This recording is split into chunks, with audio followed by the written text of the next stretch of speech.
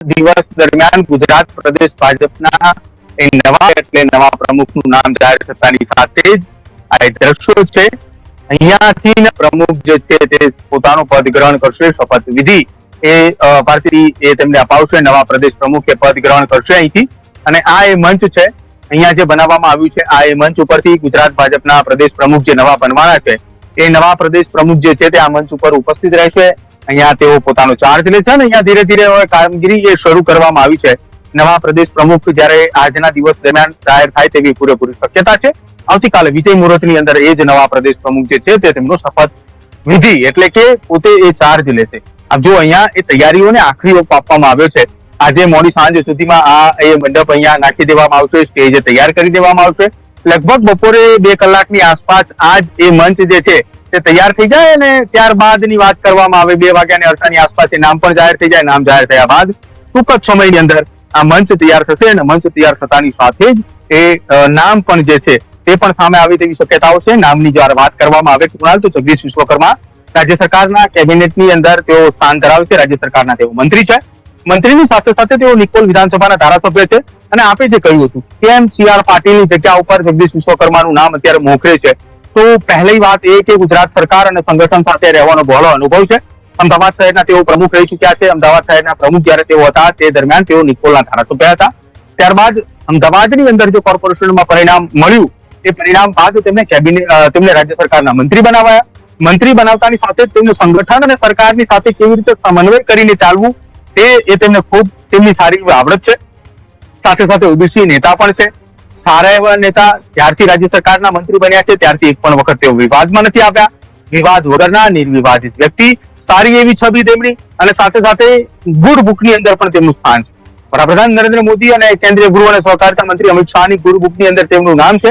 તેના કારણે જ કદાચ તેમના નામની ઉપર મોહર લાગે તેવી શક્યતાઓ છે. અને શક્યતાઓ એટલા માટે વ્યક્ત કરવામાં આવી રહી છે કેમ કે છેલ્લા કેટલાક સમયથી તેમના નામની ચર્ચાઓ હતી. તેમ છતાંય તેઓ કોઈ પણ વખત વિવાદમાં નથી આવ્યા. ન તો તેમની કોઈ વિવાદિત વસ્તુઓ સોશિયલ મીડિયાની અંદર વાયરલ થયા પ્રકારની કોઈ ઘટના નથી બની. એટલા માટે તેમનું નામ નક્કી માનવામાં આવી રહ્યું છે. અને બીજી એક વાત એ કુણાલ કે નવા પ્રદેશ પ્રમુખને લઈને જે કંઈ પણ ભારતીય જનતા પાર્ટી આજે તેમની ઔપચારિકતાઓ પૂરી કરે, ચૂંટણી પ્રક્રિયાઓની વાત કરવામાં આવી રહી છે, આ તમામ ઔપચારિકતાઓ પૂરી કરે ત્યારબાદ આ જે મેદાન છે અહીંયા એ મેદાન ઉપર તેમની શપથવિધિ થવાની છે. એક્સક્લુઝિવ દ્રશ્યો આપણે બતાવી રહ્યા છીએ કે જ્યાં હાલ તડામાર તૈયારીઓ શરૂ થઈ ચૂકી છે અને કમલમ ખાતે એક બાદ એક નેતાઓ પહોંચી રહ્યા છે. થોડી વાર પહેલા જ સંગઠનના એ રત્નાકરજી તેઓ અહીંયા પહોંચી ચુક્યા છે. એટલે કે હવે ગણતરીની ઘડીઓ ગણાઈ રહી છે નવા પ્રદેશ પ્રમુખના નામને લઈને. અને એ નામ આજે બપોરે 2 વાગ્યાની સુધીની અંદર જાહેર થાય તેવી શક્યતાઓ છે. અને કદાચ એ સમયની અંદર વિલંબ થાય તો નવા કેટલાક નામોની વાત કરવામાં આવે તો વિનોદ ચાવડા છે, મયંક નાયક છે, ઉદય કાંગર છે. આ નામોની ઉપર ચર્ચા વિચારણા થાય અથવા તો કોઈ ડેમેજ કંટ્રોલની જરૂર પડે તેવી પ્રકારની સ્થિતિ ઉભી થાય તો કદાચ એ નામની અંદર ડિલે થાય. પરંતુ એક વાત નક્કી છે કૃણાલ કે જગદીશ વિશ્વકર્માનું નામ એ હાલ નક્કી છે. બિલકુલ બિલકુલ પ્રદીપ, એ ટીવી સ્ક્રીન ઉપર તમે એક્સક્લુઝિવ દ્રશ્યો દેખાડ્યા આ એક કમલમ ભારતીય જનતા પાર્ટી કાર્યાલયના. પણ જે નામ ઉપર મોહર મારવા ભારતીય જનતા પાર્ટી જઈ રહી છે નામ છે જગદીશ વિશ્વકર્મા. ગમે તે ઘડીએ આ જ ગ્રાઉન્ડમાંથી ભારતીય જનતા પાર્ટી નવા પ્રદેશ પ્રમુખની જાહેરાત કરી શકે છે. અને જે નામ અત્યારે સૌથી આગળ અને નક્કી માનવામાં આવે છે એ છે જગદીશ વિશ્વકર્મા.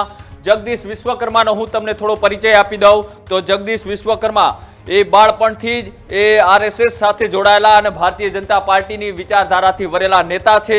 અને તેઓ ભાજપના સંગઠન અને પોતાની સફરની શરૂઆત એ નાનપણથી કરી દીધી હતી. અને યુવા વયે તેઓ એ ઘાટલોડિયા અમદાવાદ વિસ્તારના એ ભાજપના એ મંડળની અંદર પણ તેઓ કાર્યરત હતા. સાથે જ વાત કરવામાં આવે તો યુવા મોરચા તેમજ સંગઠનના વિવિધ હોદ્દાઓ પર તેમને કામગીરી કરી છે. 2017 ગુજરાત વિધાનસભાની ચૂંટણી તે નિકોલ વિધાનસભાની સીટ ઉપરથી લડ્યા. ભારતીય જનતા પાર્ટીએ તેમને ટિકિટ આપી. તેઓ જીતીને આવ્યા. તેઓ ભાજપના એક વિશ્વાસપાત્ર નેતા પણ માનવામાં આવે છે. 2021માં ભૂપેન્દ્ર પટેલની કેબિનેટ બેઠકની અંદર જે તેમને સ્થાન મળવામાં આવ્યું, કેબિનેટ મંત્રી બન્યા, તેમને સ્વતંત્ર હવાલો આપવામાં આવ્યો રાજ્ય કક્ષાનો. અને સાથે તેઓ ઉદ્યોગ સહકાર જેવા અનેક એ ખાતાઓ અત્યારે સંભાળી રહ્યા છે. અને વધારે વાત કરવામાં આવે તો જગદીશ વિશ્વકર્મા એ ભાજપના એક ટેકનોક્રેટ નેતા તરીકે તેમની ઓળખ છે. તેઓ એન્જિનિયરિંગ પૃષ્ઠભૂમિ ધરાવે છે. સાથે સંગઠન પ્રમાણિકતા, ટેકનિકલ તેમજ ઉદ્યોગ જગત સાથે જોડાયેલા આ દિગ્ગજ નેતા છે, સરકારથી લઈ અને સહકાર સુધી એ તેમની પકડ એ મજબૂત છે. એટલા માટે ભારતીય જનતા પાર્ટી કદાચ આ નામ ઉપર મોહર મારે તો એનું બેકગ્રાઉન્ડ એ આ રીતનું છે કે તેમને RSS થી લઈ અને ભૂપેન્દ્ર પટેલની સરકારમાં કેબિનેટ મંત્રી સુધી તેમને જે કામગીરી કરી છે એ કામગીરીના એના રિપોર્ટના આધારે એ જગદીશ વિશ્વકર્માને ભારતીય જનતા પાર્ટી એ પ્રદેશ પ્રમુખ બનાવી અને 2027 સુધીમાં જે પણ ચૂંટણીઓ આવવાની છે આ ચૂંટણીઓમાં તેઓ ભાજપને મજબૂતાઈથી આગળ લઈ જઈ શકે તેવું એ ભારતીય જનતા પાર્ટીની રેસમાં સૌથી પ્રબળ દાવેદાર માનવામાં આવે છે. અમિત શાહ નરેન્દ્ર મોદીના એ નજીકના વ્યક્તિ પણ ગણવામાં આવે છે. સાથે જ ગુજરાતની અંદર કોઈ પણ ડેમેજ કંટ્રોલ કરવાનું હોય ત્યારે જગદીશ વિશ્વકર્માનું નામ એ સૌથી વધારે આગળ આવતું હોય છે. સાથે જ એ વિવાદોથી દૂર રહેનારા નેતાઓમાં પણ તેમનું નામ છે. સાથે જ તેઓની કામગીરી એ ખૂબ સારી હોવાની પણ ક્યાંક ને ક્યાંક વાતો સામે આવી રહી છે. તે જ રીતના હવે જગદીશ વિશ્વકર્માને ભારતીય જનતા પાર્ટી આજે ગુજરાત પ્રદેશ પ્રમુખની જવાબદારી સોંપવા જઈ રહી હોય તેવી સૂત્રો પાસેથી માહિતી સામે આવી રહી છે. અમે તમને ટીવી સ્ક્રીન ઉપર એક્સક્લુઝિવ દ્રશ્યો પણ દેખાડ્યા કે આ એ જ દ્રશ્યો છે કે આ જ મેદાનમાંથી એ ભારતીય જનતા પાર્ટી એ જગદીશ વિશ્વકર્માને અહીંયાથી નામ જાહેર કરે. આવનારા દિવસોમાં એ નારાજગી અલગ અલગ નેતાઓના જે નામ ચર્ચાઓમાં હતા કે પછી આજે સંગઠન મજબૂત કરવાની વાત હોય આ તમામ ચેલેન્જો એ જો જવાબદારી જગદીશ વિશ્વકર્માને સોંપવામાં આવે તો તેમને આ જવાબદારી ઉપર ખરું ઉતરવું પડશે. સાથે જ અત્યારે જે નામ ચર્ચાઓમાં છે તે સિવાયના નામ એ ચર્ચાઓમાં રહ્યા હતા એ ઉદય કાનગડ હોય, મયંક નાયક હોય કે પછી બીજા અન્ય નેતાઓના નામ સમયાંતરે જે ચર્ચાઓમાં આવતા હતા એ તમામને સાઈડમાં રાખી આજે ભારતીય જનતા પાર્ટી એક નવો ચહેરો CR પાટીલની જગ્યાએ મેદાનમાં ઉતારવા જઈ રહી છે. જે કમલમ ખાતે અત્યારે એ તડામાર તૈયારીઓ કરવામાં આવી રહી છે.